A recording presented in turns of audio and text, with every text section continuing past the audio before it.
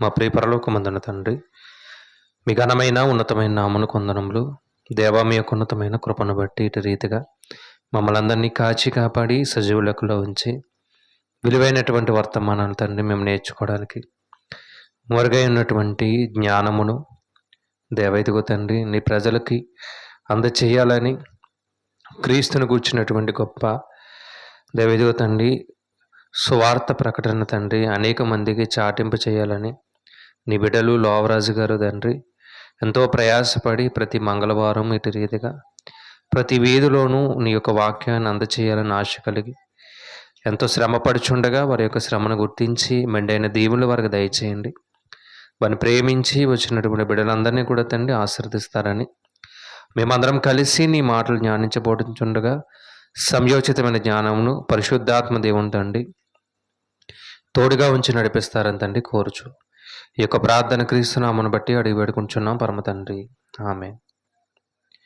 తండ్రి అయినటువంటి దేవునికి కృతజ్ఞతాస్తుతులు చెల్లిస్తూ ఈ గొప్ప అవకాశాన్ని నాకు ఇచ్చినటువంటి సేవకులు మరి యొక్క ప్రాంతంలో ఎంతో శ్రమపడుతూ అనేక మందిని మార్చాలని చక్కటి పరిచయం చేస్తున్నటువంటి సహోదరులు లోవరాజు గారికి క్రీస్తు వారి పేరట వందనాలు. నా తోటి సహోదరులు సేవకులు ప్రసాద్ అన్నయ్య గారికి అలాగే కూడి వచ్చినటువంటి మీ అందరూ కూడా మరొకసారి క్రీస్తు వారి పేరట వందనాలు. పరిశుద్ధ గ్రంథంలో నుండి కొన్ని విషయాలు చాలా జాగ్రత్తగా మనం ఆలోచన చేద్దామండి. ఎందుకంటే సమయం చాలా అవుతుంది కాబట్టి త్వరగా కొన్ని విషయాలు నేర్చుకునే ప్రయత్నం చేద్దాం. తండ్రి అయినటువంటి దేవుడు ఆయన ఉనికిని చెప్పే సమయంలో నేను ఎవరు అని చెప్పడానికి ఒక పదాన్ని ఎక్కువ ఉపయోగించేవాడు. ఏంటి అంటే, నేను అబ్రహాము దేవుడను, ఇస్సాకు దేవుడను, యాకోబు దేవుడను. ఏమండి, ఈ మాట మనకి ఎక్కువగా పరిశుద్ధ గ్రంథంలో కనిపిస్తూ ఉంటుంది. ఎవరయ్యా నువ్వు అంటే ఆయన చెప్పినటువంటి మాట ఏంటంటే, నేను అబ్రహాము దేవుడని అన్నాడు, ఇస్సాకు దేవుడని అన్నాడు, యాకోబు దేవుడని అన్నాడు. ఎందుకు ఆయన మనుషుల గురించి ప్రస్తావించడం జరిగింది? నేను ఒక చోట మోషే గారితో చెప్తే నేను ఉన్నవాడని అంటాడు. ఇక్కడికి వచ్చేటప్పటికి నేను అబ్రహాము దేవుడిని అన్నాడు, ఇస్సాకు దేవుడిని అన్నాడు, యాకోబు దేవుడిని అన్నాడు. అంటే వారిలో ఉన్నటువంటి విశ్వాసము, వారిలో ఉన్నటువంటి భక్తి చాలా గొప్పది. ఆ భక్తి పరులు ఎలా బ్రతికారు అంటే దేవుడే మెచ్చుకునే విధంగా బ్రతికారు.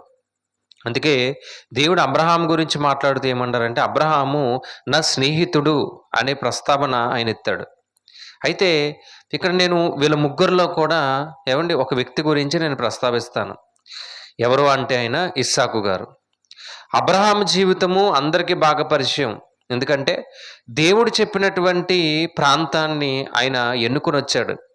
ఒక ప్రాంతాన్ని విడిచిపెట్టి మరొక ప్రాంతానికి దేవుడు వెళ్ళమనగానే మారు మాట్లాడకుండా ఆ ప్రాంతాన్ని వదిలి ఎక్కడికి వచ్చాడు? మరొక దేశానికి వెళ్ళడం అనేది జరిగింది. ఆయన జీవితంలో ఎన్నో కష్టాలు, ఎన్నో యుద్ధాలు, ఎన్నో చాలా త్యాగాలు ఇవన్నీ చూసాం మనం. ఇక యాకోబు గారి జీవితానికి వెళ్ళినప్పుడు కూడా యాకోబు గారి జీవితం కూడా ఎలా ఉందంటే అంత ప్రయాణం. ఆయన జీవితంలో కూడా అన్ని కష్టాలే. ఆయన జీవితంలో ఆశీర్వాదాలు ఉన్నాయి, కష్టాలు ఉన్నాయి, బాధలు ఉన్నాయి. యవన కాలంలో పడిన కష్టాలు, వివాహమైన తర్వాత ఆయన పడినటువంటి సమస్యలు, అలాగే పిల్లల ద్వారా ఆయన పడినటువంటి ఇబ్బందులు ఇవన్నీ కూడా గమనించినప్పుడు ఆయన జీవితం కూడా ఎలా ఉందంటే చాలా యుద్ధ నైపుణ్యాలు కలిగిన జీవితంలా మనకు అనిపిస్తుంది. అయితే వీళ్ళిద్దరి మధ్యలో ఒక వ్యక్తి ఉన్నాడు. ఆయన ఎవరు అంటే ఇస్సాకు గారు.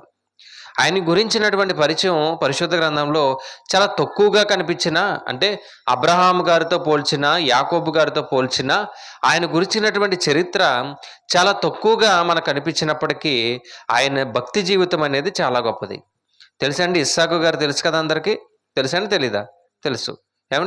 ఇస్సాకు గారు ఒక సాధారణమైనటువంటి జీవితాన్ని గడుపుతూనే అసాధారణమైనటువంటి భక్తి జీవితంలో ఎదిగినటువంటి వ్యక్తి.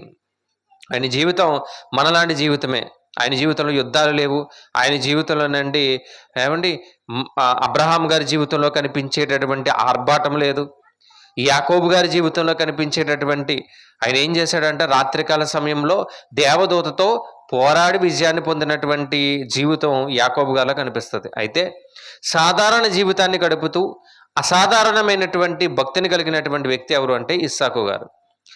ఎందుకు ఇస్సాకు గారు అంత గొప్పవాడు? ఎందుకు దేవుడు నేను ఇస్సాకు దేవుడినని ప్రస్తావించాడు అంటే, ఇస్సాకు గారిలో కొన్ని ఆత్మీయ లక్షణాలు మనకు కనిపిస్తాయి. ఒకసారి చాలా జాగ్రత్తగా ఆ లక్షణాలని జ్ఞానించేటటువంటి ప్రయత్నం చేద్దాం. ఇస్సాకు అనే పదానికి అర్థం ఏంటంటే, ఏమండి, సిరి లేదంటే నవ్వు అని అర్థం. ఇస్సాకు అనే పదానికి అర్థం ఏంటి? సిరి లేదా నవ్వు అని అర్థం. ఇస్సాకు గారు అబ్రహాం గారి కంటే, యాకోబు గారి కంటే కూడా కొంచెం ఎక్కువ సంవత్సరాలే బ్రతికారు. 180 సంవత్సరాల జీవితకాలం అయింది. అబ్రహాం గారి జీవితంతో, ఏమండి, యాకోబు గారి జీవితంతో పోలిస్తే ఇస్సాకు గారి జీవితం ఎంత అంటే 180 సంవత్సరాల జీవితం బ్రతికారు ఆయన. కానీ చాలా తక్కువ పరిచయమే ఆయన గురించి బైబిల్ గ్రంథంలో రాయబడినప్పటికీ చాలా వివరం ఎక్కువ, లేదంటే చాలా ఆత్మీయ జీవితం అనేది ఆయన జీవితంలో మనకు అనిపిస్తుంది. కాబట్టి చాలా జాగ్రత్తగా మనం పరిశీలన చేద్దాం ఈరోజు. ఆయన గురించి నేను ఒక 7 విషయాలు చెప్తాను. ఏమండి, టైం ఎక్కువ తీసుకోను కానీ త్వరగా ఒక 7 విషయాలు చెప్తాను. మొదటిది ఏంటంటే, ఇస్సాకు గారిలో కనిపించే మొదటి లక్షణం, లేదంటే మొదటి గుణం, లేదంటే మొదటి ఆత్మీయ లక్షణం ఏంటంటే వాగ్దాన పుత్రుడు. ఆయన ఎవరు? వాగ్దాన పుత్రుడు. ఒకవేళ ఎవరైనా రాసుకునే వాళ్ళు ఉంటే మీరు రాసుకోండి. ఆయనలో ఉండేటటువంటి ఒక మంచి లక్షణం, లేదంటే ఆయన గుణం ఏంటంటే వాగ్దాన పుత్రుడు. ఒకసారి పరిశుద్ధ గ్రంథాన్ని తీసి చదివే ప్రయత్నం చేద్దాం. ఆదికాండము 18వ అధ్యాయము 10వ వచనాన్ని మీరు చూడగలిగితే, ఆదికాండము 18వ అధ్యాయము 10వ వచనం. అందుకైన మీదటికి ఈ కాలమున నీ యొద్దకు నిశ్చయముగా మరలా వచ్చేదను. అప్పుడు నీ భార్య అయిన షారాకు కుమారుడు కలుగునని చెప్పాను. 17వ అధ్యాయం 21వ వచనం కూడా చూడగలిగితే, 17వ అధ్యాయం 21వ వచనంలో కూడా, అయితే వచ్చు సంవత్సరమందు ఈ కాలమందు షారా నీకు కనబోవు ఇస్సాకుతో నా నిబంధనను ఏంటంట, మీదటికి ఈ కాలం అంటే వచ్చు సంవత్సరానికి షారమ్మ గారు ఎవరిని కంటారు? ఇస్సాకు గారిని కంటారు అని చెప్పారు. ఇక్కడ 18వ అధ్యాయం 10వ వచనాన్ని చూసినప్పుడు కూడా మీదటికి ఒక కాలము అని రాయబడ్డది, అంతే కదా. మీదటికి ఈ కాలానికి నీకు ఎవరు వస్తారు? కుమారుడు వస్తాడు. ఈయన అనుకుంటే వచ్చినటువంటి వ్యక్తి కాదు, దేవుడు అనుకుంటే వచ్చిన వ్యక్తి. లేదా అబ్రహాం గారు అనుకుంటే వచ్చిన వ్యక్తి కాదు. ఎవరు అనుకుంటే వచ్చిన వ్యక్తి అంటే దేవుడు అనుకుంటే వచ్చిన వ్యక్తి. దేవుడు చేసినటువంటి వాగ్దానానికండి, ఆయన చేసిన తర్వాత, దేవుడు వాగ్దానం చేసిన తర్వాత ఇస్సాకు గారు పుట్టడానికి ఎన్ని సంవత్సరాలు పట్టింది? ఎవరైనా చెప్పగలరా? దేవుడు అబ్రహాం గారి దగ్గరకు వచ్చి, అబ్రహాము, నేను నీకు వాగ్దానం ఇస్తున్నాను, నీకు ఒక కుమారుడు ఖచ్చితంగా పుట్టబోతున్నాడు. ఆ కుమారుని ద్వారా ఏంటి, ఆకాశాన్ని చూపించాడు కదా, ఆకాశ నక్షత్రాలను చూసి లెక్క పెట్టగలవా అన్నాడు. లెక్క పెట్టలేని ప్రభు అంటే, నీ సంతానం కూడా ఎంత అవుతుంది? అంత సంతానం. మరి ఎవరి ద్వారా అంటే ఇస్సాకు ద్వారా. ఇలా వాగ్దానం చేసిన తర్వాత ఎన్ని సంవత్సరాలకు పుట్టారు? ఎన్ని సంవత్సరాలకి? సుమారుగా ఒక 25 అంతే కదండి. అబ్రహాం గారికి 75 సంవత్సరాల్లో వాగ్దానం చేస్తే అబ్రహాం గారికి 100వ సంవత్సరంలో కుమారుడు పుట్టాడు. అంటే 25 సంవత్సరాల తర్వాత పుట్టినటువంటి వ్యక్తి ఎవరు అంటే ఇస్సాకు గారు. 25 సంవత్సరాలు ఒక నిరీక్షణ కలిగి ఎవరు బ్రతికారు అంటే అబ్రహాం గారు బ్రతికారు. ఈ 25 సంవత్సరాల్లో దేవుని ఎంత వేడుకుని ఉంటారు, ఎంత ప్రార్థన చేసి ఉంటారు. వాగ్దానంతో పుట్టిన వ్యక్తి ఎవరు అంటే ఇస్సాకు గారు. బలముతో పుట్టిన వ్యక్తి ఇస్మాయిల్ అయితే, అబ్రహాం గారి యొక్క బలముతో పుట్టిన వ్యక్తి ఇస్మాయిల్ అయితే, అబ్రహాం గారి యొక్క వాగ్దానం, ఎవరు చేసిన వాగ్దానం?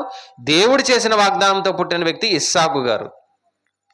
ఎందుకు ఇస్సాకు గారు గురించి మనం మాట్లాడుకోవాలి అంటే, ఈరోజు ఇక్కడ కూర్చున్న ప్రతి ఒక్కరూ కూడా వాగ్దానం ద్వారా పుట్టిన వారే, అంతే కదండి.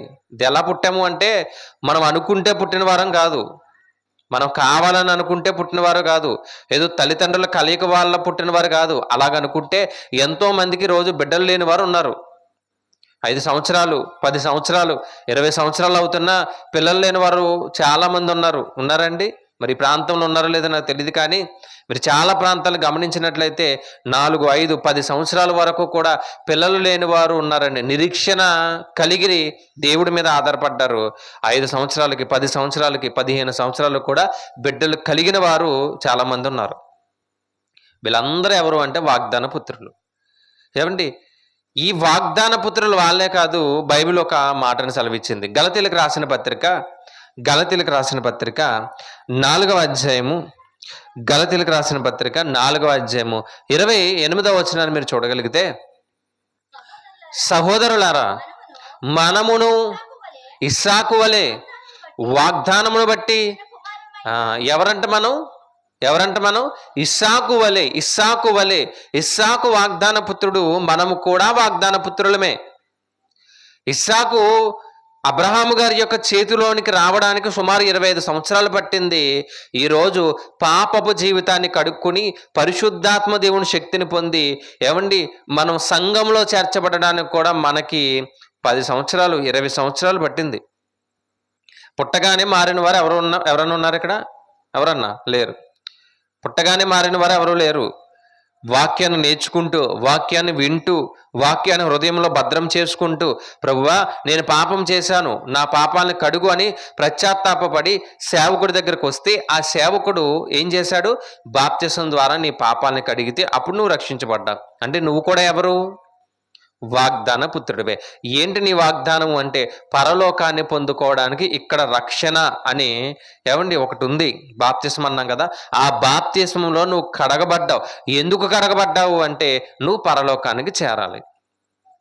ఈరోజు ఈ విషయాన్ని మర్చిపోయండి చాలామంది. నేను ఎందుకు పుట్టాను అనే విషయాన్ని కూడా మర్చిపోయి ఎలా పడితే అలా బ్రతికి చనిపోతున్నారు. ఒక అబ్బాయి ఏమో అమ్మాయి గురించి పుట్టాను అంటాడు, అమ్మాయి ఏమో అబ్బాయి గురించి పుట్టాను అంటారు.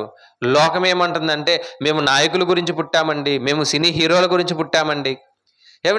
మనిషి ఎందుకు పుట్టాడు అంటే దేవుడి కొరకు పుట్టాడు. మనిషి ఎందుకు జీవిస్తున్నాడు అంటే పరలోకాన్ని పొందుకోవడానికి జీవిస్తున్నాడు.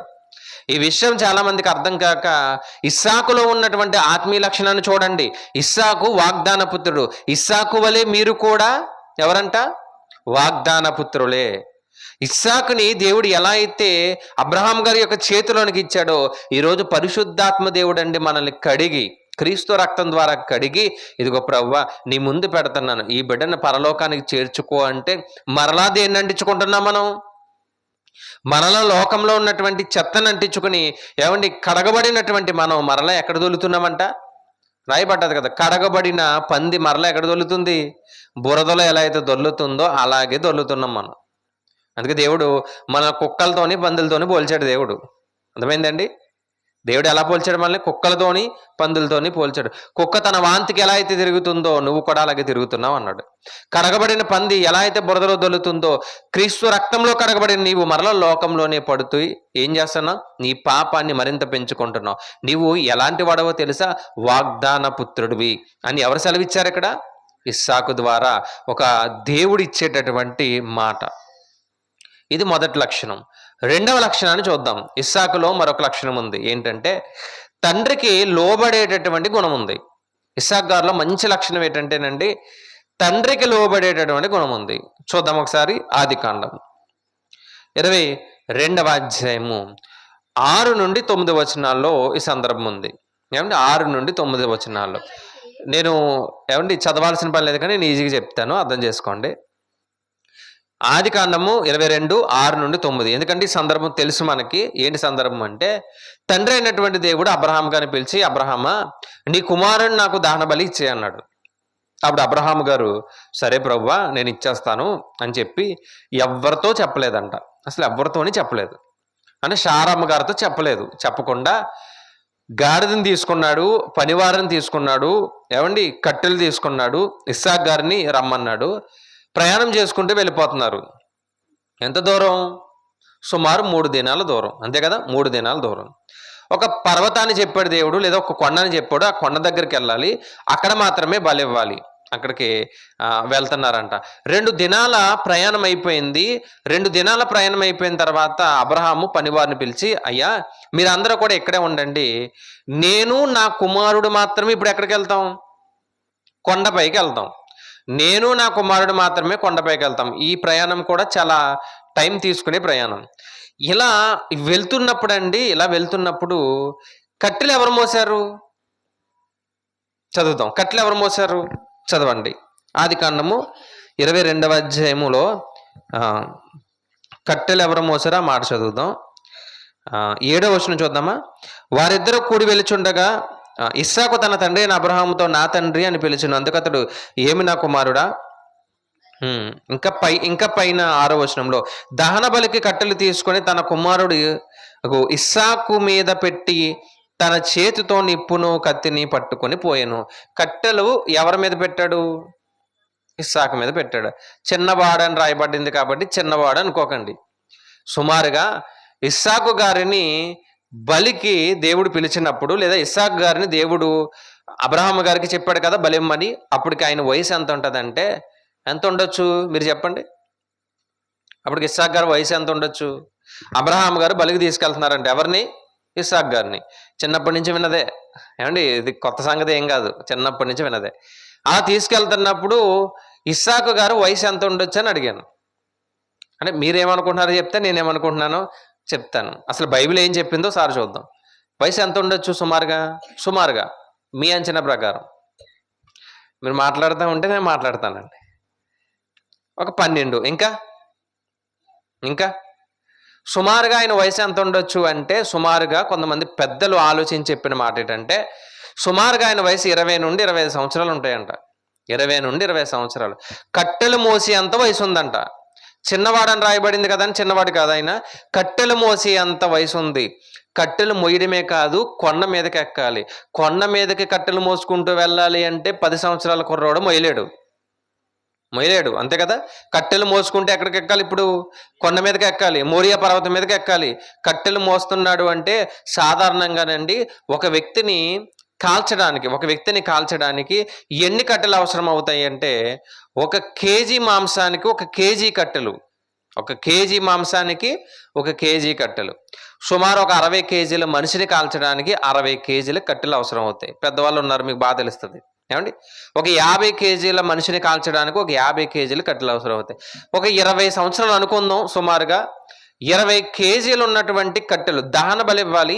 ఆ 20 కేజీలు ఉన్నటువంటి కట్టెలు మోసుకుంటే ఎక్కడికి ఎక్కుతున్నాడు? చిన్నవాడైనా కాదు. తండ్రి చెబుతున్నటువంటి విషయాలన్నీ అర్థమైపోతున్నాయి ఇతనికి. ఏంటంటే, నాకు అర్థమైపోయింది, 2 రోజులు గాడిద గొర్రె ఇవన్నీ కూడా అక్కడ వరకు వచ్చి అక్కడ ఆగిపోయినాయి. పైకి వెళ్ళేది ఎవరు? ఇప్పుడు నేను నా తండ్రి మాత్రమే వెళ్తాను. అంటే నాకు అర్థమైంది, ప్రతి దినము కూడా నా తండ్రి దేవుడితో మాట్లాడతాడు. దేవుడు ఏదో చెప్పాడు. ఏం చెప్పుంటాడు అంటే, ఏమండి, దేవుడు ఖచ్చితంగా నన్ను బలిమ్మన్నాడు. నన్ను బలివ్వడానికి ఎక్కడ తీసుకెళ్తున్నాడు? పైకి. ఏమంటే పైకి వెళ్ళిన తర్వాత అంటే మీరు చదవగలిగితే, పైకి వెళ్ళిన తర్వాత బంధించాడు అని రాయబడ్డది. దహన బలికి అన్ని పేర్చిన తర్వాత కట్టెలు తన కుమారుణ్ణి పైన పడుకోబెట్టి బంధించాడంట. ఇక్కడ పిల్లలు ఉన్నారు కదండి, చిన్నపిల్లలు ఉన్నారు. ఒకవేళ ఈ పిల్లల్ని బంధించి కట్టెల మీద బంధించామనుకోండి, తోడెట్టి కట్టేసామనుకోండి, వాళ్ళు రియాక్షన్ ఎలా ఉంటుంది? ఇక్కడ ఆ పిల్లలకు వయసు 10-12 సంవత్సరాలు ఉంటాయి కదా. ఇలా దహన బలి కట్టెలు పేర్చి పైన పడుకోబెట్టి తోడిచ్చి కట్టేస్తున్నాను నేను. వాళ్ళ రియాక్షన్ ఎలా ఉంటుంది? ముందు నన్ను తన్నేసి, అవసరమైతే నన్ను కొట్టేసి పరిగెత్తుకుంటూ వెళ్ళిపోతారు వాళ్ళు. అంతేనా? అంతే కదండి. ముందు నన్ను ఏం చేస్తారు? తండ్రి లేదు, ఎవరు లేరు, కొట్టేసి వెళ్ళిపోతారు. నేను చావడం ఏంటని. బంధిస్తున్నప్పటికీ కూడా మారు మాట్లాడకుండా ఉన్నాడంట. బంధిస్తున్నప్పటికీ ఎలా ఉన్నాడు? మారు మాట్లాడకుండా ఉన్నాడు. మీరు చదవగలిగితే 6 నుండి 9 వచనాల్లో బంధించినప్పటికీ మారు మాట్లాడకుండా బంధించబడుతున్నాడు. అంటే తనకు అర్థమైన విషయం ఏంటంటే, తండ్రికి దేవుడు చెప్పాడు నన్ను బలిమ్మని. ఇప్పుడు నేను ఎవరికి లోబడాలి? నా తండ్రికి లోబడాలి. రెండవది, నా తండ్రికే కాదు, ప్రపంచంలో ఉన్నటువంటి తండ్రులందరికీ తండ్రి అయినటువంటి ఆ మహాతండ్రికి కూడా నేను ఎలా ఉండాలి? లోబడాలి. ఈ గుణం అండి నాకు క్రీస్తులో కూడా కనిపించింది. అంటే క్రీస్తులో ఉన్న గుణమే ఇలా ఉంది, కానీ యేసుక్రీస్తు వారు శరీరధారిగా రావడానికి కొంచెం టైం పట్టింది. కాబట్టి ఇస్సాకులో ఉన్నటువంటి మంచి లక్షణాలు, లేదా క్రీస్తులో ఉన్న ఈ మంచి లక్షణాలు ఎవరిలో ఉన్నాయి? ఇస్సాకులో ఉన్నాయి. క్రీస్తు గురించి రాయబడిన మాట ఏంటంటే, ఇదిగో లోక పాపాన్ని మోసుకొని పోవుచున్న దేవుని గొర్రెపిల్ల. యోహాను సువార్త 10:17 సార్ చూద్దాం మనం. యోహాను సువార్త 10:17. యోహాను సువార్త 10వ అధ్యాయం 17వ వచనంలో, నా ప్రాణమును ఎవ్వరు తీసుకోరు అన్నాడు. చూడండి, చదివారండి. నేను దానిని మరలా తీసుకున్నట్లు నా ప్రాణం పెట్టుచున్నాను. ఇందువలననే నా తండ్రి నన్ను ప్రేమించుచున్నాడు. ఆ ఎవడును నా ప్రాణమును తీసుకొనడు. ఎవరు మాట్లాడారు ఇది? యేసుక్రీస్తు వారు మాట్లాడిన మాట ప్రపంచానికి అర్థం కాలేదు. ఏమనంటే, నా ప్రాణాన్ని ఎవడో తీసుకోడు, నేనే పెడుతున్నా. నేనే ఎందుకు పెడుతున్నానంటే, ప్రపంచానికి రక్షణ రావాలంటే నా ప్రాణాన్ని నేనే ఇవ్వాలి. చాలా మందికి అర్థం కాక 3 మేకులు పీక్కోలేకపోయాడు, ఈయనే దేవుడండి అంటారు. 3 మేకులు పీక్కోలేని వాడు కాదు ఆయన.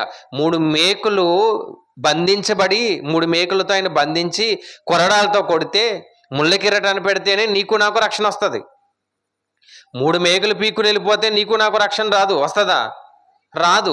3 మేకులతో బంధించబడి, కొరడాలతో కొట్టబడి, ముళ్ళ కిరీటాన్ని ఎప్పుడైతే ఆయన పెట్టించుకుని శిలువ మీద మరణించాడంట. ఇది ఎవరు అనుకుంటే జరిగింది? తనకు తానే పెట్టాడంట. ఏమండి, 33.5 సంవత్సరాల వయసు కలిగినటువంటి యేసుక్రీస్తు ప్రభువారినండి కొరడాలతో కొడుతున్నప్పుడు తిరిగి కొట్టలేడా? చెప్పండి. ఇక్కడ పెద్దవారు ఉన్నారు కదండి, చాలా వయసులో ఉన్నవారు కూడా ఉన్నారు, బలం లేని వారు కూడా ఉన్నారు. మీ మొహం మీద ఉమ్మేసాను అనుకోండి, తిరిగి కొట్టలేరా మీరు? బలం లేదని కాదు, మొహం మీద ఉమ్మేయగానే ఎక్కడా లేని బలం ఎక్కడికి వచ్చేస్తుంది? యేసుక్రీస్తు వారి వయసు 33.5 సంవత్సరాల వయసు. అందరి మధ్యలో నిలబడితే మొహం మీద ఉమ్మేసినా మారు మాట్లాడకుండా తలదించుకున్నాడు. కారణం ఏంటంటే, ఉమ్ము వేయించుకోవడానికే వచ్చాడు, కొరడాల చేత కొట్టించుకోవడానికే వచ్చాడు. అందుకే నా ప్రాణాన్ని నేనే పెట్టాను అన్నాడు. నా ప్రాణాన్ని ఎవరికి లోబడ్డాడు? పరలోకంలో ఉన్నటువంటి తండ్రికి లోబడినటువంటి యేసుక్రీస్తు వారిని చూడండి. అబ్రహాం అయినటువంటి విశ్వాసులకు తండ్రిగా ఉన్నటువంటి అబ్రహాం గారికి లోబడినటువంటి ఇస్సాకును చూడండి. ఈ రోజండి నీవు నేను లోబడగలుగుతున్నామా? దేవుడికి లోబడుతున్నామా? మన బుద్ధిని మార్చుకుంటున్నామా? మన మాట తీరు మార్చుకుంటున్నామా? మన ప్రవర్తన మార్చుకుంటున్నామా? మన యొక్క పరిస్థితులు మార్చుకుంటున్నామా? ఎక్కడ లోబడుతున్నామండి దేవుడికి? ఎక్కడా లోబడతలేదు. దేవుడు ఏమైతే చెబుతున్నాడో అది చేయట్లేదు. దేవుడు ఏదైతే చెయ్యొద్దు అంటున్నాడో అదే చేస్తున్నాం. చెయ్యమన్నదేమో మానేస్తున్నాం, చెయ్యొద్దు అన్నది మాత్రమే ఏం చేస్తున్నాం? చేసుకుంటూ ముందుకెళ్ళిపోతున్నాం. తండ్రికి లోబడేటటువంటి పిల్లలు ఉన్నారా? భౌతికంగా ఆలోచిద్దాం. మీ పిల్లలు మీకు ఎంతవరకు లోబడతారు? ఎంతవరకు? మరి కొంచెం ఆ ప్లేట్ ఇలా పెట్టరా అంటే నువ్వు పెట్టుకో అంటారు మన పిల్లలు. అంతే కదండి. మన పిల్లలు ఎలాంటి వాళ్ళంటే, మరి కొంచెం ప్లేట్ ఇలా పెట్టరా, కొంచెం తేరా అంటే ఏమంటారు? ఏంటి, చనిపోవడానికి కూడా సిద్ధపడినటువంటి ఇస్సాకు ఎక్కడ? కొంచెం ఆ చిన్న వస్తువు ఇక్కడ పెట్టరా అంటే నువ్వు పెట్టుకో అని మన పిల్లలు ఎక్కడ? సరే ఆలోచించండి. లోబడే గుణం ఉండాలండి. తండ్రికి లోబడాలి, లోకంలో ఉన్న తండ్రికి లోబడాలి. ఈ గుణం లేనప్పుడండి మనం క్రైస్తవం అని చెప్పుకోవడానికి కూడా ఏమండి వ్యర్థమే అంటున్నాడు దేవుడు. ఇది 2వ లక్షణం. 2వ లక్షణం ఏంటి? తండ్రికి లోబడే గుణం ఎవరికి ఉంది? ఇస్సాకు గారు ఉంది. 3వది చూద్దాం.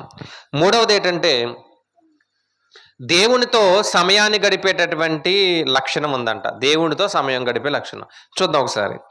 ఆదికాండము 24:63. ఆదికాండము 24:63. సాయంకాలమున ఇస్సాకు పొలములో ఏం చేస్తున్నాడంట? జ్ఞానింప బయలు వెళ్ళి, జ్ఞానింప ఆ మాట చాలండి. జ్ఞానింప బయలు వెళ్ళి ఏ సమయంలో? సాయంకాలం. ఎక్కడ? పొలములో. చూడండి, 2 విషయాలు చూడండి. సాయంకాలము పొలములో ఏం చేస్తున్నాడు? జ్ఞానిస్తున్నాడు. ఏమండి, దేవునితో సమయాన్ని గడిపేటటువంటి గుణం ఇస్సాకు గారిలో ఉంది. మన లైఫ్ ఎలా ఉంటుందంటే అంత గందరగోళమే. ఉదయం లేచినప్పటి నుంచి అంత గందరగోళమే. ఉద్యోగాల పరుగులు పెట్టాలి, స్కూలా పరుగులు పెట్టాలి, పనులా పరుగులు పెట్టాలి. మధ్యాహ్నం తింటామా, ఖాళీ ఉంటాం, గంట పడుకుంటాం, అది కూడా లేకపోతే మళ్ళా పరుగులే. మళ్ళీ సాయంత్రానికి రావడం, వండుకోవడం, తినడం, పడుకోవడం. ఏమండి, పరుగుల మీదే మన లైఫ్ అంతా వెళ్ళిపోతుంది. కానీ ఒక అరగంట ఎప్పుడన్నా ఎవ్వరికీ కనిపించకుండా మనకి ఒక గది ఒకవేళ ఏర్పాటు చేసుకుంటే, ఏమండి ఒక గది ఏర్పాటు చేసి ఆ గదిలోకి పోయి అలా కూర్చుని కాసేపు దేవుడితో సమయాన్ని గడిపేటటువంటి లక్షణం ఎంతమందికి ఉంది? మౌనంగా అలా కూర్చుని. నేను అనేది ఏంటంటే, ప్రార్థన కూడా నేను చెప్పను, కానీ జ్ఞానించడం అంటే ప్రార్థనే. అంటే జ్ఞానించడం అంటే ప్రార్థన, అంటే మోకరించి ప్రార్థన మన అవసరాల నిమిత్తం చేస్తాం. అది కాసేపు పక్కన పెడితే, కనీసం ప్రభువా నాకు ఇన్ని ఇచ్చావు ప్రభువా, ఇంత చేసావు ప్రభువా, ఇంకో పలానా సంవత్సరాల కరోనా వచ్చింది, ఎంతోమంది నా పక్కింటోళ్ళు ఎదురింటోళ్ళు చచ్చిపోయారు, కానీ నేను బ్రతుకున్నాను నీ కృపను బట్టి. ఇదిగో మా పిల్లలకి వివాహాల గురించి ఆలోచించాను, నీ కృపను బట్టి జరిగింది. చదువుల గురించి ఆలోచించాను, నీ కృపను బట్టి జరిగింది. ఇల్లు కట్టుకోవాలని ఆలోచించాను, నీ కృపను బట్టి జరిగింది. ప్రతీదీ కూడా దేవునికి చెప్పేటటువంటి సమయం ఎంతమందికి ఉంది? ఎంతమందికి ఉందండి? ఆ దీపాలు చూడడానికే మన సమయం అంతా అయిపోద్ది. ఏ దీపాలు? ఏమండి, ఆ దీపాలు చూస్తూ మన దీపాలు అర్పేసుకుంటున్నాం మనం, అంతే కదా. కనీసం ఒక అరగంట. ఇందుకు ఎక్కడంటే ఆయన జ్ఞానించింది? పొలంలో. ఏ పొలానికి ఎందుకు వెళ్ళాడు? పొలానికి ఎందుకు వెళ్ళాడంటే, పొలాన్ని చూడండి ఎంత ప్రశాంతంగా ఉంటుంది. పొలాన్ని చూడండి. పల్లెటూరులు సిటీలు చూస్తేనండి, సిటీ అంత గందరగోళంగా ఉంటుంది. పల్లెటూరు ఎలా ఉంటుంది? చాలా ప్రశాంతంగా ఉంటుంది. ఆ పల్లెటూరు పొలాలు ఎలా ఉంటాయి? ఇంకా ప్రశాంతంగా ఉంటాయి. ప్రశాంతంగా ఉన్నటువంటి ఒక ప్రాంతాన్ని ఎన్నుకొని ఎవ్వరూ రాకుండా, ఎవ్వరూ ఆయన దగ్గర చేరకుండా దేవుని జ్ఞానిస్తున్నాడంట. సమయాన్ని గడిపేటటువంటి లక్షణం ఉంది. ఎందుకు ఇస్సాకు గారు అంత గొప్పవాడు అంటేనండి, దేవుడికి ప్రతిదీ చెప్పేవాడంట. ప్రభువా, ఇంకో పలానా సంవత్సరంలో దహన బలికి నువ్వు దేవుణ్ణి నా తండ్రిని అడిగావు కదా, అప్పుడు నాకు అర్థమైంది ప్రభువా, నన్నే నా తండ్రి ఏం చేస్తున్నాడు? బలిస్తున్నాడని నాకు అర్థమైపోయింది. నేను కూడా ఇంక ఫిక్స్ అయిపోయాను, సరే చనిపోతే చనిపోతానని మోసుకుంటూ వెళ్ళిపోయాను.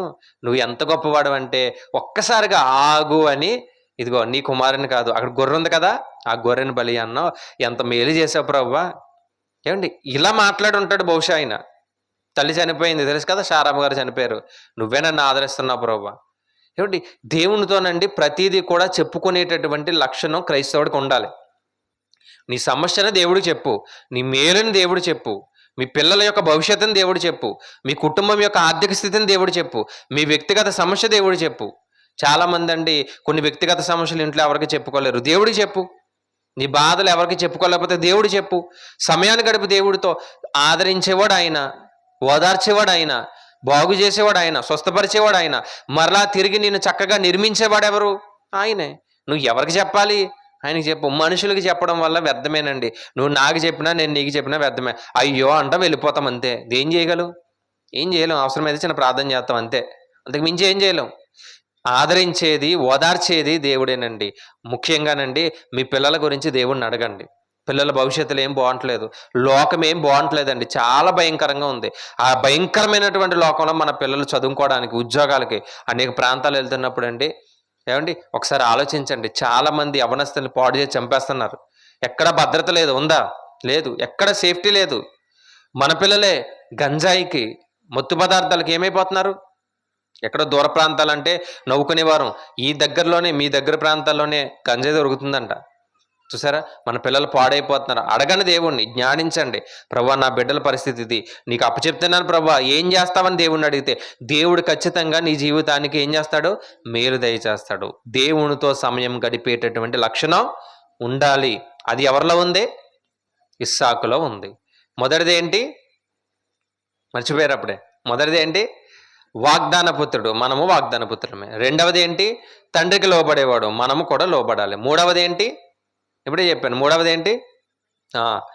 సమయాన్ని గడిపేటటువంటి లక్షణం ఎవరిలో ఉంది? ఇస్సాకులో. నాలుగవది చూద్దాం. నాలుగవది ఏంటంటే భార్యను ప్రేమించేటటువంటి గుణం ఉందంట ఆయనకి. భార్యను ప్రేమించే గుణం ఉండాలంట, భార్యను ప్రేమించే గుణం కూడా ఉంది ఆయనకి. శారమ్మ గారు చనిపోయారు. చనిపోయిన తర్వాత ఆయన లైఫ్ అంతా కూడా చాలా గందరగోళం అయిపోయింది. ఎందుకంటే ఆయన బాగా ప్రేమించేది ఎవరన్నా ఉన్నారా అంటే అంతే కదండి. పిల్లలు ఎక్కువ ఎవరిని ప్రేమిస్తారు? ఎంతో మంది ఉండొచ్చు. పనివారు ఉండొచ్చు, జీతగాళ్ళు ఉండొచ్చు, కూలివాళ్ళు ఉండొచ్చు, ఎవరైనా ఉండొచ్చు. ఏమండి, ఖచ్చితంగా కుమారుడైన వాడు తల్లిని ఎక్కువ ప్రేమిస్తాడు. అంటే వాళ్ళ బాండింగ్ బాగుంటుంది. మీకు తెలుసు కదా, కుమార్తె బాండింగ్ ఎవరికి ఉంటుంది? తండ్రికి ఉంటుంది. ఇక్కడ ఇస్సాకు గారికి బహుశా ఇద్దరు కూడా ప్రేమ, ఇద్దరికి ప్రేమ ఉంటుంది, ఇద్దరి మీద ఉంటుంది ఖచ్చితంగా. కానీ శారమ్మ గారు చనిపోయేటప్పటికండి ఈయన యమన కాలంలో ఉన్నాడు, ఆమె వృద్ధాప్యం. శారమ్మ గారు చనిపోయారు కదా, చనిపోయిన తర్వాత ఆయన లైఫ్ అంతా ఎలా ఉందంటే చాలా ఇబ్బందిగా ఉంది. అంటే ఎవరితో కలుసుకోలేనటువంటి పరిస్థితిలో బహుశా అలా ఉండొచ్చేమో. అలాంటి పరిస్థితుల్లో ఎవరు వచ్చారు ఆయన లైఫ్లోనికి? ఎవరు వచ్చారు? రిబ్కా గారు వచ్చారు. ఎందుకు ఈ మాట చెప్పాను అంటే, నీ లైఫ్ అక్కడితోనే ఆగిపోయిందని నువ్వు అనుకుంటే వేస్ట్. నీ లైఫ్ అక్కడితోనే ఆగిపోయింది, ఇక నేను ముందుకు వెళ్ళలేకపోతున్నాను అనుకుంటే నువ్వు దేవుడి మీద ఆధారపడతలేదు. మన జీవితం ఎప్పుడు అక్కడితోనే ఆగిపోదు. నీకు దారిని మరలా దేవుడు చూపిస్తాడు. చాలామంది ఏమనుకుంటున్నారంటే నా లైఫ్ ఎక్కడితోనే ఆగిపోయింది, నేను ఇంకేం చేయలేను, నా జీవితం అయిపోయిందని ఊరేసుకుని చనిపోయిన వారు ఉన్నారు, ట్రైన్ కింద పడి చనిపోయిన వారు ఉన్నారు, మందు తాగి చనిపోయిన వారు ఉన్నారు, కుటుంబాన్ని కూడా చంపిన వారు ఉన్నారు. లైఫ్ ఎప్పుడూ అక్కడితోనే ఆగిపోదు. నేను ఎప్పుడూ ఒక మాట చెప్తాను, ఈ రోజు ఉన్నట్టు రేపు ఉండదు. అర్థమైందండి? ఈ రోజు ఉన్నట్టుగా రేపు ఉండదు. ఈరోజు ₹1 నీ దగ్గర ఉండకపోవచ్చు, రేపు ఉండొచ్చు, రేపు కూడా ఉండకపోవచ్చు, వచ్చే సంవత్సరం ఉంటుంది. అంతే కదండి? అంతేనా? చాలా వైరస్లు వచ్చినప్పుడు, కరువులు వచ్చినప్పుడు తిన్నామా లేదా? హ్యాపీగా తిన్నాం మనం. నేను ఈరోజు తిండి తినలేదన్నవారు ఎవరన్నా ఉన్నారా? నేను ఒక్క మెతుకు తినలేదన్నవారు ఎవరన్నా ఉన్నారా? హ్యాపీగా తిన్నాం. మీ బలమా, మీ శక్తా? కాదు, దేవుని కృపను బట్టే తిన్నాం. అంతే కదండి? ఆహారం తిని సంతోషంగా ఉండడం ఎవరిచ్చిన ధన్యత అంట? దేవుడిచ్చిన ధన్యత అంట. అంతే కదా? ఆయన సెలవు లేకుండా ఆహారం తిని సంతోషించుట ఎవరికి సాధ్యం అన్నాడు ఆయన. ఎందుకు ఈ మాట మరలా ప్రస్తావిస్తున్నానంటే, మన లైఫ్ ఎప్పుడు అక్కడితో ఆగిపోదు. ఎవరు వచ్చారంట? రెబ్కామ్ గారు వచ్చారంట. రాగానే ఆయన ఒక మాట చెప్పాడు, చూద్దాం ఒకసారి. ఆదికాండం 24వ అధ్యాయము 67వ వచనం. 67వ వచనం. ఇస్సాకు తల్లి అయిన షారా గుడారంలోనికి ఆమెను తీసుకొని పోయెను.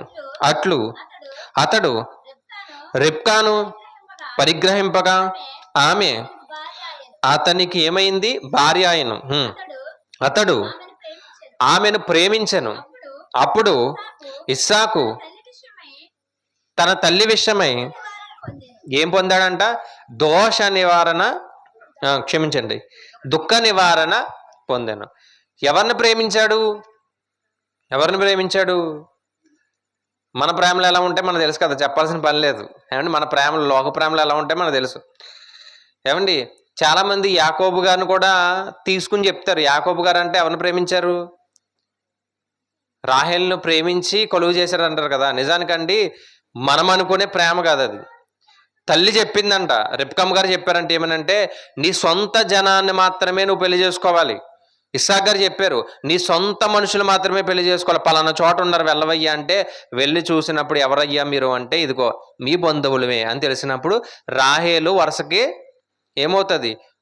వరుస అవుతుంది. కాబట్టి చూశాడు, నచ్చింది, పెళ్లి చేసుకుందాం అనుకున్నా. అంతే.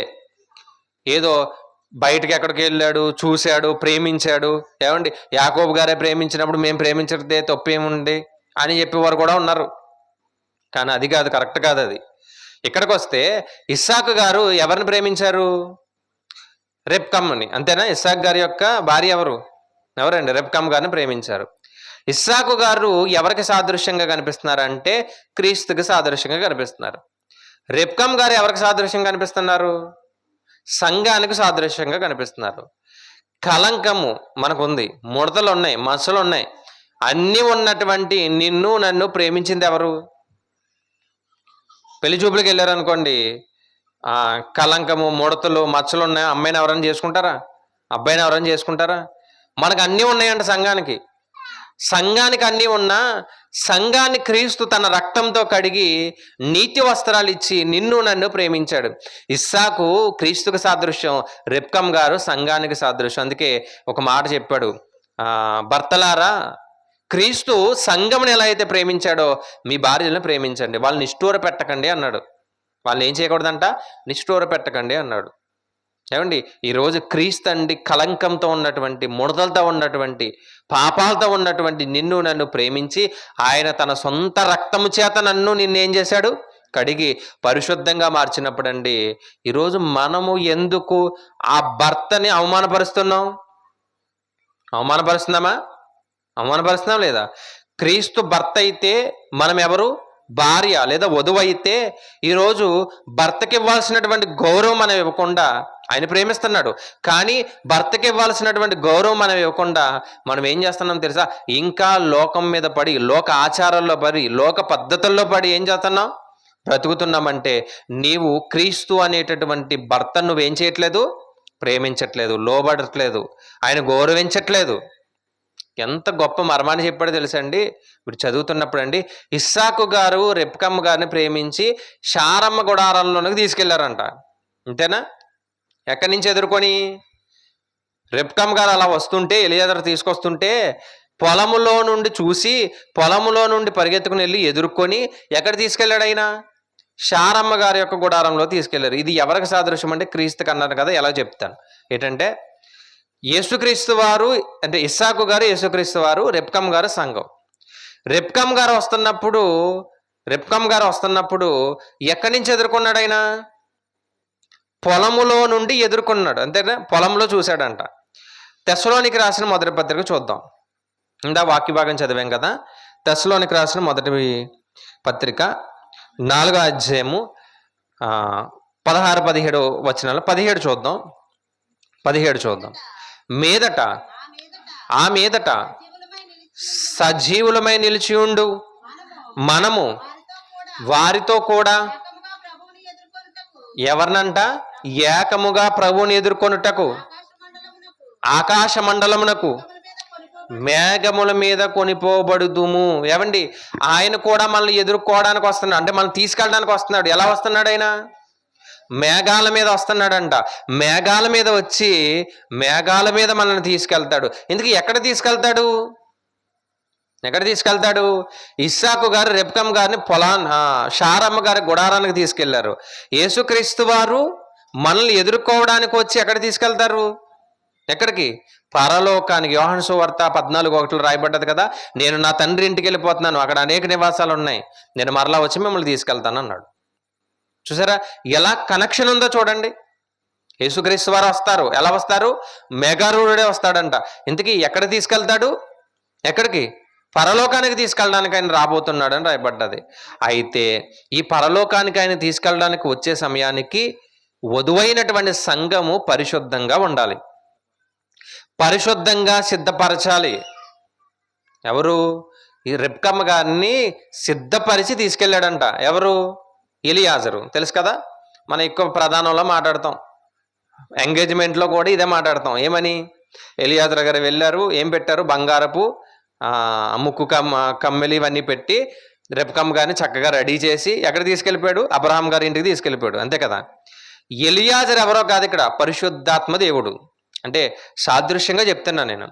ఎలియాజరు ఎవరు అంటే పరిశుద్ధాత్మ. ఆ పరిశుద్ధాత్మ దేవుడు దినదినము కూడా మనల్ని బలపరుస్తూ మనల్ని పరిశుద్ధంగా మార్చడానికి ప్రయత్నం చేస్తూ అక్షయమైనటువంటి అలంకారం మనకు ధైర్యపచేసి ఆ క్రీస్తు అనే వధువు వచ్చినప్పుడు మనల్ని ఏం చేస్తున్నాడు? ఆయన సిద్ధపరిచి మేఘారూఢుడు ఆయన వచ్చినప్పుడు ఆయన తీసుకెళ్ళడానికి ఎలియాజరు ఎలా అయితే సిద్ధపరిచాడో రెబ్కమ్మ గారిని, పరిశుద్ధాత్మ దేవుడు కాపరి ద్వారా మనల్ని సిద్ధపరుస్తున్నాడు. ఎందుకు ప్రతి మంగళవారం ఇలా అన్నయ్య కూడుకులు పెట్టాలి? అన్నయ్యకి పని లేదా? ఆయన కూడా పని చేసుకుంటున్నాడు. ఏమండి, మీకు పని లేవా? మీకు పనులు ఉన్నాయి లేవా? ఉన్నాయి.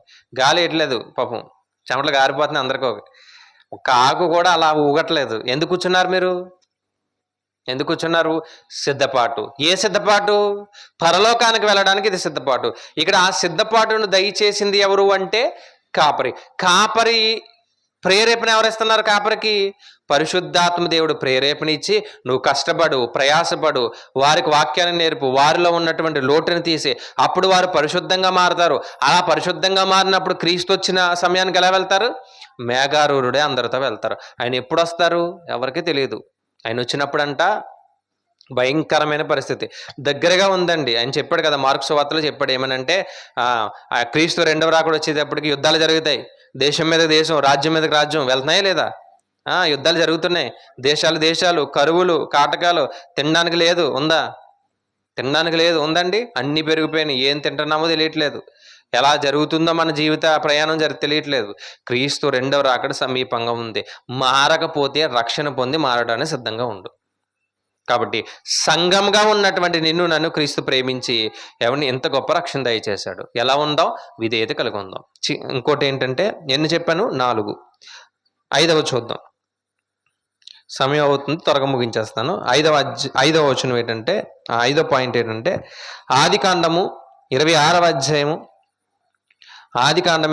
అధ్యాయము 20 నుండి 22 వచనాలు చూద్దాం. ఆదికాండము 26వ అధ్యాయం 20 నుండి 22 వచనాల్లో సమాధానంగా పోయేవాడంట. ఈయనలో ఉన్న 5వ లక్షణం ఏంటంటే సమాధానంగా వెళ్ళిపోయాడంట. అప్పుడు గెరారు కాపురులు ఇస్సాకు కాపురులతో జగడమారి, ఈ నీరు మాదే అని చెప్పిరి. గనుక వారు తనతో ఆ బావికి ఒక పేరు పెట్టాడు. ఇక్కడ సందర్భం ఏంటంటే అబ్రహాము గారు చాలా ధనవంతుడు, బావి తవ్వించాడు ప్రజల బాగోగు కొరకు. ఈరోజు అందరి ఇంటికి పైపులు ఉన్నాయా లేదా? ఉన్నాయి కదండి. ఒకటే బావి ఉండేది, మొత్తం అందరూ ఏం చేసేవారు? బావిలో నీళ్లు చేదుకునేవారు.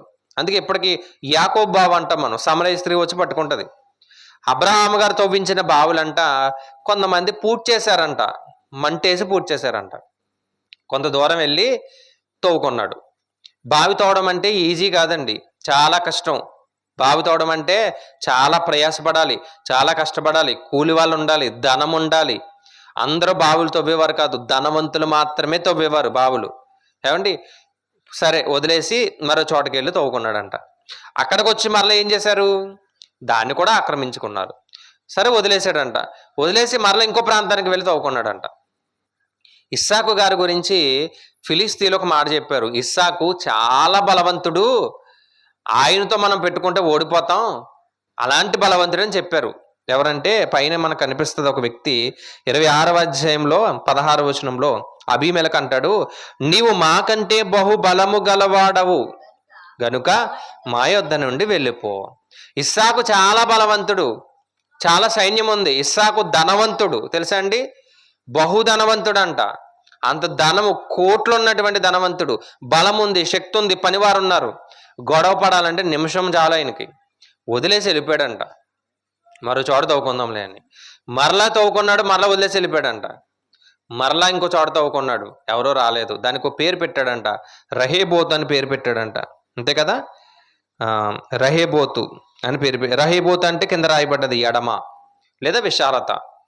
దేవుడు మనకి ఎడమ కలుగు చేశాడంటే విశాలత. సమాధానంగా వెళ్ళిపోయే గుణం ఉండాలి. చిన్న గొడవ రాగానే సాతాను పెట్టేటటువంటి కుయుక్తులకి చాలా మంది లొంగిపోయి గొడవల దగ్గర ఆగిపోతారు. కానీ సరే మనవాడే వదిలేద్దాంలే అని వెళ్ళిపోయే లక్షణాలు చాలా మందిలో లేవు. సమాధాన పడే గుణం లేదండి, సాత్వికం లేదండి. ఇస్సాకు గారిలో చాలా సాత్వికం ఉంది. మోషే గారు మిక్కిలి సాత్వికుడు అని రాయబడ్డది కదా, ఇస్సాకు గారు కూడా చాలా సాత్వికుడు. మనం ఒక మాట అన్నారనుకోండి, ఎవరన్నా అస్సలు మనం పడతామా? ఒక్క మాట పడతామండి. ఆ బిందెల దగ్గర కొట్టుకుంటూ ఉంటారు అప్పుడప్పుడు ఆడవాళ్ళు. ఎలాగా? ఇప్పుడంటే అందరింటికి కుళాయిలు వచ్చినాయి, కానీ కుళాయిలు లేనప్పుడు ఎలా కొట్టుకునేవారు తెలుసు కదా. అంటే చిన్న చిన్న వాటికి కొట్టుకుని, చిన్న చిన్న చిన్న వాటికి విడిపోయి, ఏమండి అన్నదమ్ములు విడిపోతారు, కుటుంబం విడిపోతుంది. ఏమండి వీధుల్లో గొడవలు, ఏమండి కుటుంబాల మధ్య గొడవలు, నరుక్కునేటటువంటి స్థితి కూడా వెళ్ళిపోయిన వారు ఉన్నారండి. బలం ఉంది కదా అని నీ బలాన్ని చూపించుకో. నీ బలము కంటే ఏమండి నీకు కావలసిన బలం ఏంటంటే సాత్వికం. బయటకు కనిపించే బలం కాదండి దేవుడికి కావాల్సింది. సాత్వికం అంటే ఏంటో తెలుసా అండి? ఎంత తగ్గించుకున్నాడు అంటే, ఎంత తగ్గించుకున్నాడు, ఎవరు వచ్చినా సరే సరే పోలే వదిలేయండి అని వదిలేసి వెళ్ళిపోయాడండి. ఆ బలం కావాలి. చాలా మంది ఏమనుకుంటారండి, ఇస్సాకు చేతకాని వాడండి అనుకుంటారు. ఇస్సాకు చేతకాని వాడు కాదు. ఇస్సాకులో ఉన్న బలం ఎవ్వరిలోని లేదు. యేసుక్రీస్తు వారండి చేతకాని వాడండి, కొడుతున్న ఏం మాట్లాడలేదంటారు. చేతకాని వాడు కాదు, ఆయన మౌనమే ఈరోజు నీకు నాకేమిచ్చింది? రక్షణ దయచేసింది. ఏమన్నా ఒకసారి ఆలోచించండి. ఇలాంటి సాతాను పెట్టేటటువంటి శ్రమలు, బాధలు, నిందలు వచ్చినప్పుడు అండి అన్నీ వదిలేయండి, పర్లేదు, దేవుడు చూసుకుంటాడు. శ్రమ దేవుడు చూసుకుంటాడు, మేలు చేస్తాడు దేవుడు. ప్రతి దాన్ని నువ్వు ఎప్పుడైతే అలా వదిలేసి ముందుకెళ్తావో నీకు విశాలత ఉంది, నీకు విశాలత ఉంది. చాలా మంది ఉద్యోగాల్లో ప్రమోషను వేరొకటి తీసుకుంటాడు, వదిలే పర్లేదు. ఏమండి కొన్ని ఇంట్లో కుటుంబంలో శ్రమలు, వదిలే పర్లేదు. నువ్వు ఎప్పుడైతే వదిలేసి ముందుకెళ్తావో నీకు విశాలత ఉంది. ఈ చిన్నదాని గురించి ఆలోచించావనుకోండి, ఆ చిన్నదే వస్తుంది. ఆ చిన్నదాన్ని వదిలేస్తే ఏమొస్తుంది? పెద్దది వస్తుంది. ఏ గుణం ఉందంట? సమాధాన పడే గుణం ఉంది. ఇది 5వది. 6వది చూద్దాం. ఆదికాండం 26వ అధ్యాయం 25వ వచనం. ఆదికాండము 26వ అధ్యాయం 25వ. అక్కడ ఒక బలిపీఠము కట్టించి యెహోవా నామమున ప్రార్థన చేసి తన గుడారము వేసెను. అప్పుడు ఇస్సాకు దాసులు అక్కడ బావి తవ్విరి. 3 ఉన్నాయి ఇక్కడ, 3 చెప్తా. ఏంటంటే ఇస్సాకులో మరొక మంచి లక్షణం ఉంది. ఏంటంటే ప్రార్థనాపరుడు. ఇస్సాకులో 6వ లక్షణం ఏంటంటే ప్రార్థనాపరుడు. ఇస్సాకు గారు మొదట బలిపీఠాన్ని కట్టించాడు, 2 గుడారాన్ని వేశాడు, 3వది బావిని తవ్వించాడు. బలిపీఠము అంటే దేవునితో సంబంధం కలిగి ఉండడం. ఏమండి, దాన్ని ఏమన్నామంటే వర్షిప్ అన్నాం. వర్షిప్ అంటే తెలుసు కదా, ఆరాధన. బలిపీఠం అంటే మన భాషలోకి వచ్చేటప్పటికి నేను చెప్తున్నా, ఆ ఫెలోషిప్ అంటాం, లేదంటే దాన్ని వర్షిప్ అంటాం. వర్షిప్ అంటే ఏంటంటే ఆరాధన. రెండవది గుడారము. గుడారం అంటే ఫెలోషిప్ మాట, అంటే కుటుంబ జీవితం. మూడవది ఏంటంటే బావి. బావి ఎందుకు వేశాడు? నీళ్ళు గురించేనా? నీళ్ళు అవసరమేనా? మూడవది అవసరం. దేవుడికి మొదటి స్థానం ఇచ్చాడు, రెండవది కుటుంబానికి ఇచ్చాడు, మూడవది తన అవసరాలకి ఇచ్చాడు. మనం ఈరోజు ఎలా ఉన్నాం తెలుసా అండి? మొదటిది మన అవసరాలు, రెండవది కుటుంబము, ఖాళీ ఉంటే దేవుడు. అంతే కదా, మన లైఫ్ మొత్తం రివర్స్లో ఉంటుంది. ఎందుకయ్యా ఆరాధనకు రాలేదు అంటే, నాకు ఖాళీ లేదండి, పనికి వెళ్ళానండి అంటారు. అంటే నీ అవసరాన్ని బట్టి ఆరాధన మానేసావు. చాలా మంది అండి కుటుంబాన్ని కూడా పట్టించుకోరు. అర్ధరాత్రి వరకు పని చేసుకుని వస్తారండి, పొద్దున్న వెళ్ళిపోతారు. కుటుంబాన్ని కూడా పట్టించుకోరు. నువ్వు అర్ధరాత్రి వరకు పని చేసి నువ్వు కోట్లు సంపాదించినా కుటుంబాన్ని పట్టించుకోకపోతే నువ్వు ఎంత సంపాదించినా వ్యర్థమే. కాసేపు కుటుంబంతో ఆనందంగా గడపకపోతే నువ్వు ఎంత సంపాదిస్తే ఏంటి? అదే కదా సంతోషం. దేవుడు కుటుంబాన్ని ఇచ్చినప్పుడు పౌలు గారు అంటారు ఏమనంటే, ఈ భూమి మీద కుటుంబం అని పిలువబడుతున్న ఏ కుటుంబమైనా అది దేవుని చేత ఇవ్వబడిన కుటుంబమే. ఆ కుటుంబంతో కాసేపు ఆనందంగా గడపకపోతే ఎందుకు? వ్యర్థమే కదా. ముందు ఎప్పుడు దేవుడికి ఇవ్వండి స్థానం. బలిపీఠము అంటే దేవుడికి ఇవ్వండి, రెండవది కుటుంబానికి ఇవ్వండి, మూడవది నీ అవసరాలు. మన టోటల్ లైఫ్ ఎలా ఉంటుంది తెలుసండి? ఎలా ఉంటుంది? ముందంతా కుటుంబానికి ఇవ్వం, అవసరాలే. తర్వాత కుటుంబానికి ఇస్తాం, తర్వాత దేవుడికి ఇస్తాం. కానీ ఈయనలో ఉన్న మంచి లక్షణం ప్రార్థనాపరుడు అని ఎందుకు చెప్పానంటే, ప్రతి దాన్ని దేవుడి ముందు పెట్టి నిర్ణయం తీసుకుని వెళ్ళేవాడంట. ప్రభువా, మరి నేను బావి కడుతున్నాను, మరి ఏం చేయమంటావు అని దేవుడిని అడిగినప్పుడు, లేదా దేవుడి దగ్గర నిర్ణయం తీసుకున్నప్పుడు ముందు బలిపీఠాన్ని కట్టాడు. రెండు, మరి బావిని తవ్వించాలంటే ఎవరు ఉండాలి? పనివారు ఉండాలా? మరి పనివారు ఎక్కడ ఉంటారు? నేను ఎక్కడ ఉంటాను? గుడారాన్ని కట్టుకున్నాడంట. సరే, అన్ని సెట్ అయినాయా? ఇప్పుడు ఏం తవ్వుదాం? బావిని తవ్వుదాం. నువ్వు కుటుంబాన్ని గాలికి వదిలేసి, ఏమండి, నువ్వు కష్టపడడం వల్ల వ్యర్థమే. నువ్వు కుటుంబాన్ని వదిలేసి నువ్వు ఎంత సంపాదించినా వ్యర్థమే. నువ్వు దేవుణ్ణి వదిలేసి నీ కుటుంబం అని నీ అవసరాలను తిరుగుతున్నావా? అది కూడా వ్యర్థమే. ముందు దేవుడు, రెండు కుటుంబం, మూడు నీ పనులు, తర్వాతే ఏదన్నా. మన లైఫ్ అంతా ఎలా ఉంటుందంటే, ప్రార్థన ఉండదు, భక్తి ఉండదు, బైబిల్ చదవడం ఉండదు, ఆరాధన ఉండదు. ఏమండి, ప్రతి వారం నేను ఆరాధనకి వెళ్తున్నాను అన్నవారు ఎంతమంది ఉన్నారు ఇందులో? ఒకసారి చెయ్యొద్దండి. ప్రతి వారం అండి. ఇది జూన్ నెల కదా, మే నెల. మే నెల ఒక ఆదివారం మానలేదండి. మే నెల అంటే ఒక 5 నెలలు అయింది కదా, దించండి. 5 నెలలు అయింది కదా, ఈ 5 నెలల్లో ఒక్క ఆదివారం కూడా మానలేదు అన్నవారు ఉన్నారా? తల్లిగారు ఎత్తారు, బాగానే ఎత్తారు. ఏమండి, అంటే ముందు దేవునికే, తర్వాత కుటుంబానికి, తర్వాత ఎవరికి? నీ అవసరాలు, నీ యొక్క జీవితం, నీ యొక్క ఉద్యోగం, నీ పనులు. ఇది లేనప్పుడు అండి లైఫ్ ఆనందంగా వెళ్ళదండి. నువ్వు ఎంత సంపాదించినా, ఏమండి, దేవుడిచ్చే ఆనందాన్ని పొందుకోకపోతే నీ లైఫ్ వ్యర్థమే. అంతే కదా. నువ్వు ఎంత సంపాదించు, దేవుడి దయ లేకపోతే అంతా వ్యర్థమే. అందుకే ప్రతి దినము దేవుడి దగ్గరకు రండి, ప్రార్థన చేయండి. ప్రభువా, నా సమస్య ఇది, నా బాధ ఇది అని చెప్పండి. అలా నువ్వు ఎప్పుడైతే చెప్పగలుగుతావో దేవుడు ఖచ్చితంగా నీ జీవితానికి ఏం చేస్తాడు? మేలు చేస్తాడు. గొప్ప ప్రార్థనా పరుడు ఎవరు అంటే ఎవరు? ఇస్సాకు గారు. ఎందుకంటే బలిపీఠాన్ని కట్టేటటువంటి ఆ యొక్క ఆలోచన వచ్చిందంటే ఎంత ప్రార్థన చేస్తుంటాడు ఆయన, దేవుడు ఎంత మేలు చేస్తుంటాడు ఆయన జీవితంలో. ఒకసారి ఆలోచించండి. చివరిది, 7వది ఏంటంటే కుటుంబ ప్రార్థన కలిగిన వ్యక్తి. ప్రార్థనాపరుడు అంటే వ్యక్తిగత ప్రార్థన ఉంది, చేసుకుంటున్నారా? వ్యక్తిగత ప్రార్థన, కుటుంబ ప్రార్థన, ఇందులో దొరికిపోతాం మనం. వ్యక్తిగత ప్రార్థన చేస్తామేమో కానీ కుటుంబ ప్రార్థన దొరికిపోతాం మనం. చూడండి, చివరికి ఒక మాట చెప్పి ముగిస్తా. ఆదికాండం 25వ అధ్యాయం 21వ వచనం. ఇస్సాకు గారికి వివాహం అయిన తర్వాత పిల్లలు లేరు, తెలుసా అండి? వీళ్ళ పరిస్థితులు అన్నీ ఎలా ఉంటాయంటే నిజానికి చాలా దేవుడి మీద ఎంత ఆధారపడ్డారో అనిపిస్తుంది. అబ్రహాం గారికి చాలా సంవత్సరాలు పిల్లలు లేరు, ఇస్సాకు గారు పుట్టారు. ఇస్సాకు గారికి పెళ్ళి అయిన తర్వాత ఇస్సాకు గారు పిల్లలు లేరు, ఉన్నారా? ఎన్ని సంవత్సరాలు? 20 సంవత్సరాలు పిల్లలు లేరు ఇస్సాకు గారికి. ప్రార్థన చేశాడంటే చూడండి ఎంత ఎంత గొప్ప విషయాన్ని చెప్పాడు దేవుడు అంటే. 25, 21 చదవండి అమ్మా.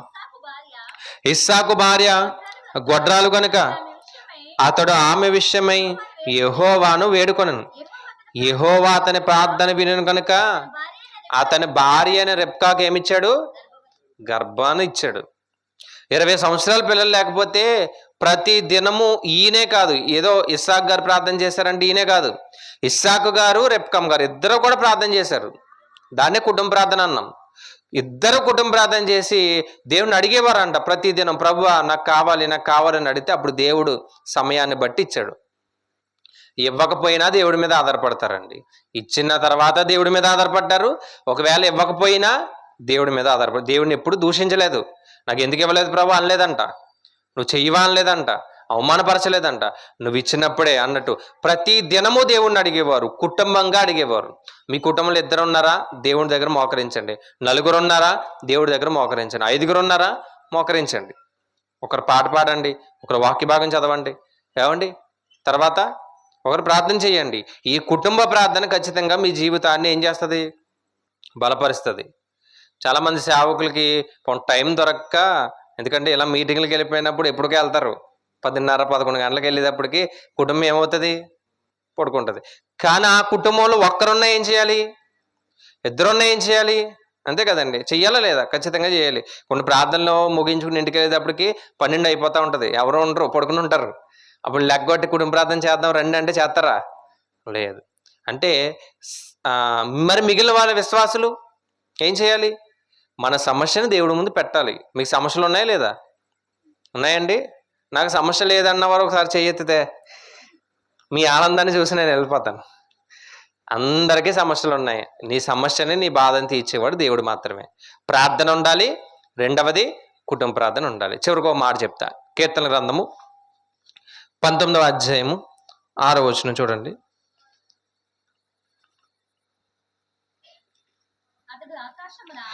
అతడు ఆకాశమున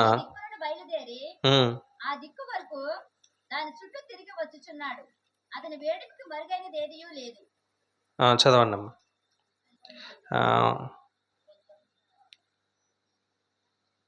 66:18 క్షమించండి, 66:18 చూద్దాం. కీర్తన గ్రంథము 66:18. నా హృదయంలో నేను పాపము లక్ష్యం చేసిన ఎడల ప్రభు నా మనవి వినకపోవును. నిశ్చయముగా దేవుడు నా మనవి అంగీకరించి ఉన్నాడు. ఆయన నా విజ్ఞాపన ఏం చేశాడు, ఆలకించి ఉన్నాడు. చూడండి, ఇంకా చదవండి. దేవుడు నా ప్రార్థనను ఏం చేయలేదు, త్రోసివేయలేదు అన్నాడు. చూడండి, నా ప్రార్థన ఏం చేయలేదు, తోసివేయలేదు. అంటే నీ పాపాన్ని ఎప్పుడైతే విడిచిపెట్టి దేవుడి దగ్గరకు వచ్చి ప్రార్థన చేస్తావో నీ ప్రార్థన ఖచ్చితంగా దేవుడు ఏం చేస్తాడు, ఖచ్చితంగా ఆలకిస్తాడు. అందుకే ప్రార్థనకి పరిశుద్ధ గ్రంథంలో మరొక పేరు ఉంటుంది, ధూపం వేయడం, తవ్వడం అని ఉంటుంది. తవ్వాలంట, ఏంటి, బావిని తవ్వుతాం కదా, నీళ్లు రావాలంటే ఏం చేయాలి, తవ్వాలి. దేవుడి దగ్గర నుంచి నీకు కావలసిన మేలు రావాలంటే నువ్వేం చేయాలి, తవ్వాలి. అదే ప్రార్థన. వ్యక్తిగతంగా చెయ్యాలి, కుటుంబంతో చెయ్యాలి. 7 లక్షణాలు చెప్పాను, ఒకసారి చెప్తారా? మొదటిది వాగ్దాన పుత్రుడు, 2వది తండ్రికి లోబడేవాడు, 3వది ఏమండి, 3వది దేవునితో సమయాన్ని గడిపేవాడు, 4వది భార్యను ప్రేమించే గుణం ఉంది. సంఘము మనమైతే క్రీస్తు భర్త అయితే ఆయన మనల్ని ఏం చేశాడు, ప్రేమించాడు. ఆయన వచ్చేటప్పుడు ఎలా తీసుకెళ్తాడు మనల్ని, మేఘాల మీద. వెళ్తామని నమ్మకం ఉందా, ఉందా అండి, ఉంటే మంచిదే. ఓకే. 5వది సాత్వికం గలవాడు, అంటే సమాధానంగా పోయేవాడంట, ఏ గొడవలో వద్దన్నట్టు వెళ్ళిపోయేవాడు. తర్వాత 6వది ప్రార్థనాపరుడు. 7వది కుటుంబ ప్రార్థనా జీవితాన్ని కలిగిన వాడు. ఈ 7 లక్షణాలు ఇస్సాకు గారిలో ఉన్నాయి. మనలో కూడా ఏ లక్షణాలు ఉండాలి, ఈ 7 లక్షణాలు ఉంటే దేవుడు, నేను అబ్రహాము దేవుడని, ఇస్సాకు దేవుడని, యాకోబు దేవుడు అన్నట్టుగానే మన పేరు కూడా ప్రస్తావించి నేను వాళ్ళ దేవుడిని అని చెప్తాడు. మన పేరు ప్రస్తావించి మరీ చెప్తాడు దేవుడు. అలాంటి లక్షణం మనందరికీ ఉండాలని కోరుతూ నా మాటలు ముగిస్తున్నా.